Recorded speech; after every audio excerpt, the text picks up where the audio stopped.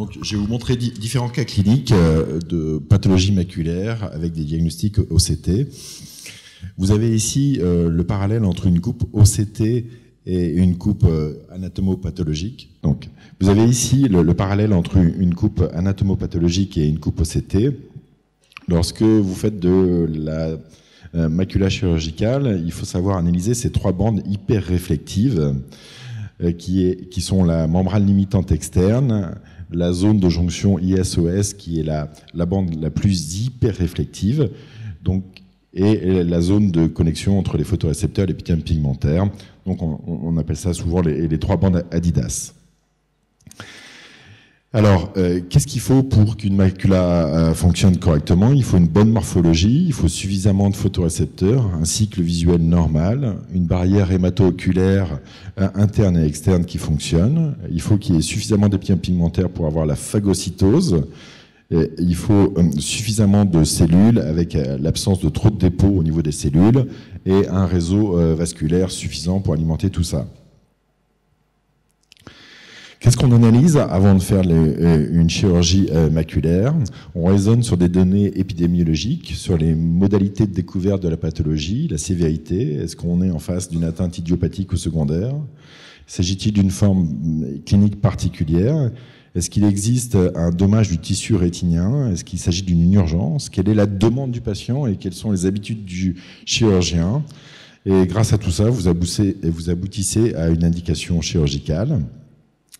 L'ECT nous aide à évaluer la sévérité, la particularité de la forme clinique, évaluer le tissu rétinien et son intégrité. S'agit-il d'une urgence ou pas? L'ECT ne répond pas à toutes les questions. Je vais vous montrer quelques cas. Ici, un patient qui présente un schisis maculaire dans le cadre d'une myopie très forte. Il existe un décollement de rétine fovéolaire, ce qui implique une chirurgie avec un pelage de membrane épirétinienne et un tamponnement par gaz. Le patient s'améliore progressivement. Le schisis disparaît dans les suites immédiates de la chirurgie, mais le décollement de rétine fovéolaire mettra beaucoup de temps à se résorber. Au final, il faudra plus d'1 an pour avoir la résorption du décollement de rétine fovéolaire et avoir l'amélioration d'acuité visuelle. Un autre cas clinique, un myope fort avec un schisis rétinien dans le cadre d'une myopie forte. Le patient est adressé pour chirurgie, il a un dixième environ. Lorsqu'on analyse les coupes OCT, il existe une petite hyperréflectivité ici, en plus du schisis, qui doit vous inquiéter et qui doit vous faire réaliser une angiographie. Sur l'angiographie, on voit que le patient présentait, en plus du schisis, un névoso choroïdien. Donc, on traite le patient par des anti-VEGF. Au final, il y aura plus tard un décollement de rétine fovéolaire pour lequel on va poser une indication opératoire. Mais auparavant, on avait traité le néovaisseau.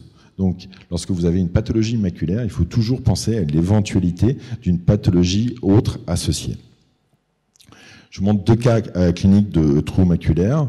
Une patiente jeune, 39 ans, qui présente un trou maculaire de l'œil gauche avec une atteinte de la vision sévère. Le trou maculaire montre un aspect assez typique. Lorsqu'on regarde le fond d'œil, on voit cet aspect de fibramyéline, avec quelques petites zones vasculaires anormales au niveau de cette zone de fibramyéline. Et en fait, la patiente présentait un trou maculaire associé à une masse télangiectasique périphérique. La conduite à tenir a consisté à traiter la masse télangiectasique périphérique par cryo-application plus IVT d'anti-VEGF, et on a traité le trou maculaire par la suite. Donc, si vous ne vous intéressez qu'aux images OCT, vous passez à côté de la masse télangiectasique périphérique. La patiente présentait une atypie quant à la survenue en termes d'âge, donc il fallait chercher un trou maculaire secondaire. Un autre cas clinique, une patiente qui est adressée également pour chirurgie de trou maculaire. Elle présente une baisse d'acuité visuelle de l'œil droit. L'aspect OCT est loin d'être typique. Le problème, c'est qu'elle vient pour se faire opérer, elle a ses bagages. On pense que ce n'est pas un trou maculaire. vu que de l'autre côté, l'OCT présentait également une anomalie. Donc on évoque des télangiectasies maculaires bilatérales. En raison de la patiente s'était déplacée, enfin c'était compliqué. Les télangiectasies sont bien visibles au fond d'œil, on les voit, hein, il suffit de regarder. L'aspect en red free est assez typique avec cet aspect dépoli, bilatéral. Donc j'ai quand même réalisé la chirurgie. Vous avez ici l'aspect post-opératoire dans les suites immédiates à 1 mois. Malheureusement, comme c'est décrit dans les littératures, à long terme, ça ne marche pas du tout. Vous avez l'aspect ici 3 mois plus tard, envoyé par le correspondant. Donc ici, il y avait une atypie quant à la présentation clinique. Et donc, on n'était pas face à un trou maculaire, mais face à une autre pathologie. Il suffisait de regarder le fond d'œil et on voyait très bien les télangiectasies. Sur les membranes épirétiniennes, la question c'est est-ce qu'on est devant une forme clinique particulière? On va parvenir sur les pseudotrous et les trous lamellaires dont nous a parlé Christophe. L'autre question à se poser devant la survenue d'une membrane épirétinienne, est-ce que la membrane est idiopathique ou secondaire?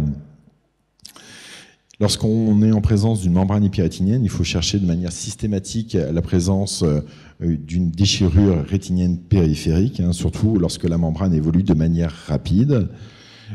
Mais on peut avoir également des membranes qui surviennent de façon secondaire suite à une chirurgie de décommande rétine, un traumatisme, une pathologie vasculaire, un amartome. Vous avez ici le cas d'un patient qui a été opéré de décommande rétine. Dans les suites immédiates, l'évolution est satisfaisante. Hein. La rétine est bien à plat, mais il présente 1 mois après chirurgie l'apparition d'une membrane épirétinienne d'évolution très rapide, hein, avec un fort retentissement clinique. Et ce patient a été opéré en urgence. Hein. Lorsque vous avez une membrane épirétinienne post-chirurgie de décommande rétine, il s'agit d'une urgence chirurgicale, sinon les patients présentent des anomalies en termes de fonction visuelle qui ne disparaissent pas. Les métamorphopsies peuvent persister si vous vous attendez pour opérer ces patients. Je vous montre un autre cas clinique, une patiente de 61 ans qui est adressée pour chirurgie d'un pseudo-trou maculaire. La vision est assez préservée, elle a 7/10.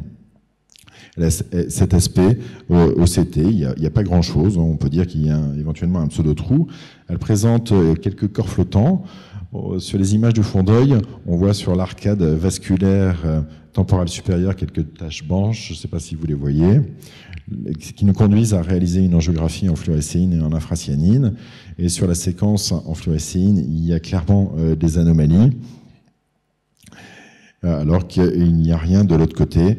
Au final, on réalise un bilan de choroïdite avec une IRM cérébrale, et la patiente avait un début de lymphome oculocérébral. Donc, ça fait 7 ans que je la suis. Elle est considérée à l'heure actuelle comme guérie pour son lymphome. Donc, OCT et chirurgie maculaire. L'OCT nous permet l'analyse morphologique de façon parfaite, quasiment, et nous donne une idée de l'intégrité du tissu rétinien. Cependant, avec l'OCT, vous n'analysez pas le contexte. Parfois, il n'y a pas de corrélation entre l'atteinte morphologique et l'atteinte fonctionnelle. Vous ne pouvez pas savoir avec l'OCT si l'atteinte est idiopathique ou secondaire. Vous n'évaluez pas les anomalies optiques et la demande du patient pour juger de l'indication opératoire. Merci.